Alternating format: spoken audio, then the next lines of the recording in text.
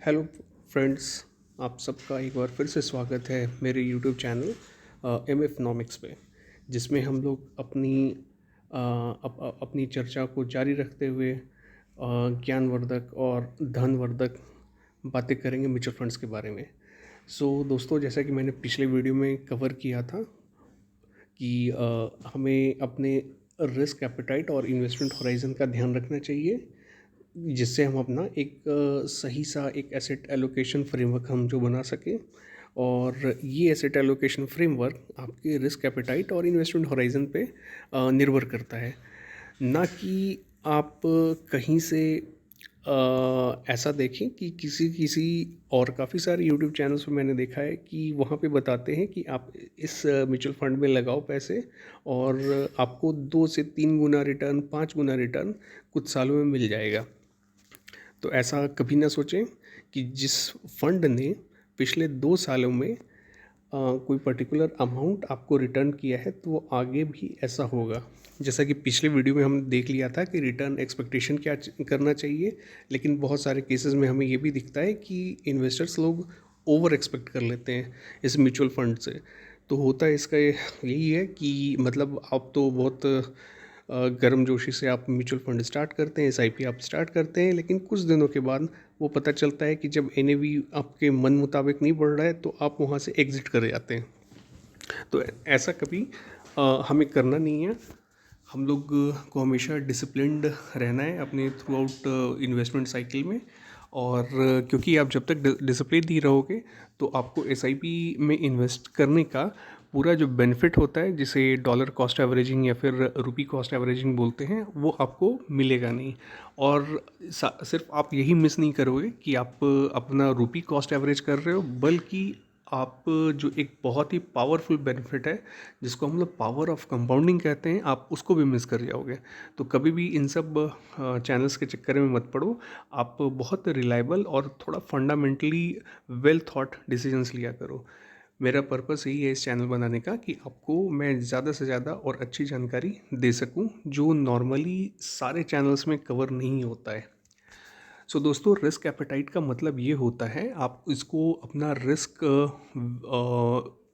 Risk bearing capacity से आप समझ सकते हो कि लेट से किसी भी इन्वेस्टमेंट में आप ये सोचते हो कि 1 लाख का वो है प्राइस उसका, और लेट से उसके 3 सिनेरियो हम लोग बनाते हैं, ए, बी और सी। ए में हम ये देखेंगे कि वो जो 1 लाख का इंस्ट्रूमेंट है वो आने वाले समय में, लेट से आने वाले 1 साल में, वो 50,000 ऊपर भी जा सकता है और 50,000 माइनस भी जा सकता है। तो लेट से कि 50% प्लस माइनस है। तो 50% प्लस अगर आप करोगे 1 लाख में तो 1,50,000 रुपये बनेंगे। 50% माइनस करोगे तो वो 50,000 बन जाएंगे। तो ये आपका हाई रिस्क एपेटाइट दिखाता है, आप अगर कैटेगरी ए के हो। तो कैटेगरी बी में हम लोग ऐसा समझते हैं कि लेट से कि 25% का फ्लक्चुएशन है, प्लस माइनस 25%। तो अगर आपका 1 लाख का इंस्ट्रूमेंट है, अगर आप सोचते हो कि आपका जो रिस्क एपेटाइट है वो 25% तक का ले सकते हो, मतलब आप 25% तक का लॉस बियर करने को आप तैयार हो, तो वो ज़रूरी नहीं है कि माइनस में ही जाएगा, वो प्लस माइनस दोनों में जा सकता है। तो हम देखेंगे कि अगर प्लस होता है तो 1,25,000 बनेंगे, अगर माइनस होता है तो 75,000 बनेंगे। तो ये कैटेगरी बी हो गया, जिसमें आप खुद को मीडियम रिस्क एपेटाइट इन्वेस्टर्स बोल सकते हैं। तीसरा एक और जो कैटेगरी है, लो रिस्क एपेटाइट इन्वेस्टर।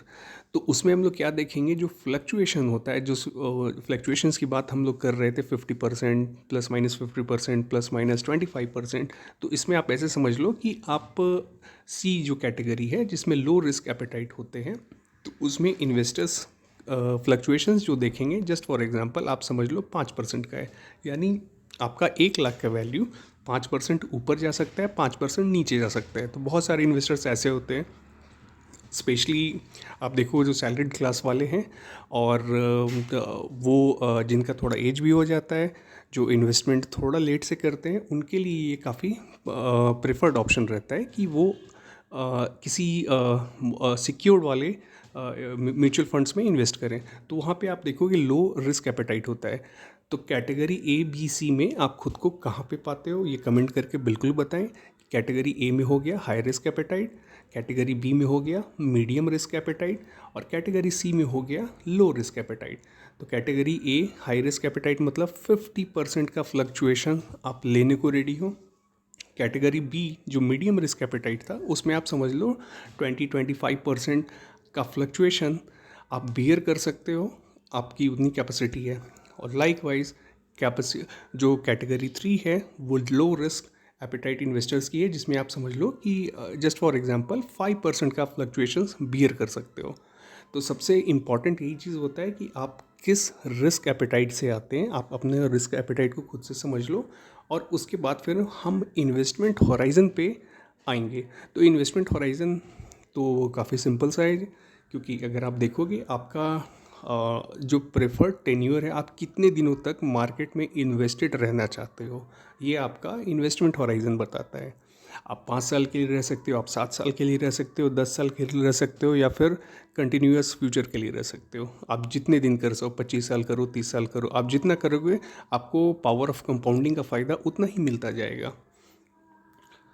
तो आप इस बात का ध्यान रखें कि आपका रिस्क एपेटाइट और इन्वेस्टमेंट होराइज़न आपको क्लियर रहना चाहिए, जिसके बेसिस पे आप एक बहुत ही अच्छा एसेट एलोकेशन प्लान बना पाएंगे।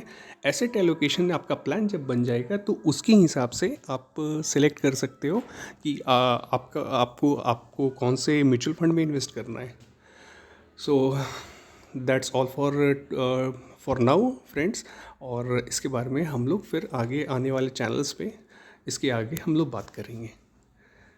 Thank you so much.